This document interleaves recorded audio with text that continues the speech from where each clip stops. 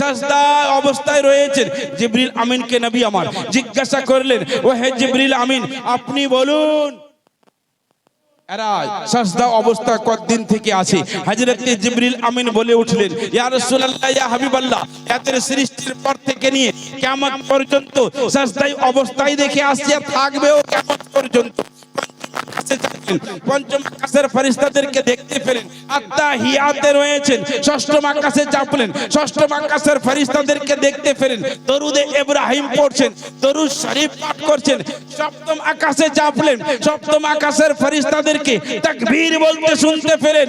আল্লাহর নবী দো জাহানের বাদশা প্রথম আকাশ থেকে নিয়ে সপ্তম আকাশের ফেরেশতাদের ইবাদত বندگی দেখে মনে মনে একটু ভাবতে লাগলেন, ইয়া আল্লাহ, এই ইবাদতগুলো যদি আমার উম্মতকে তুমি দান করে দিতে আমি খুশি হয়ে যেতাম। আল্লাহ রাব্বুল আলামিন নিজে হাবিবের মনের ভাব বুঝতে পারলেন।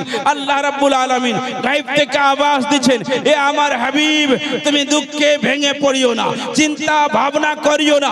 তোমার গুনাহগার উম্মতেরা, আমার গুনাহগার বান্দারা 5 ওয়াক্তের নামাজের পাবন্দি করবে। আমি আল্লাহ প্রথম আকাশ থেকে নিয়ে সপ্তম আকাশের ফেরেশতাদের সমস্ত নেকি তাদের নামে আমলে আমি আল্লাহ দান করে দেব। আকবার, अल्लाह अकबर, या रसूल, नहीं छोड़ेगा, नहीं छोड़ेगा, अल्लाह अकबर।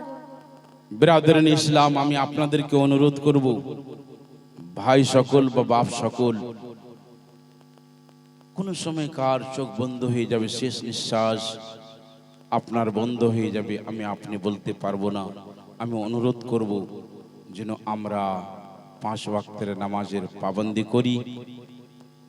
আর স্যার ইসলাম চলে এসেছেন, আমার টাইমও যতটুকু দেওয়া হয়েছিল 1.5 ঘন্টা, আলহামদুলিল্লাহ টাইমও আমার শেষ হয়ে গেছে, তাই আপনাদেরকে আর বিরক্ত করব না।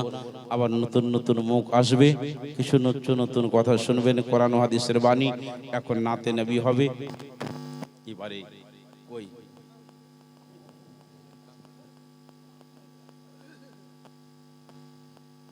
এই 2 ওয়াক্ত 2 সময়কে ধরে নবী আমার ইরশাদ করছেন, যারা এই ফজরের নামাজের পাবন্দি করবে, এই ফজরের নামাজের পাবন্দি করার কারণে আল্লাহ দিবারাত্রি 24 ঘন্টার গুনাহকে, ছোট ছোট গুনাহকে আল্লাহ maaf করে দেবেন। জোরে বলুন সুবহানাল্লাহ।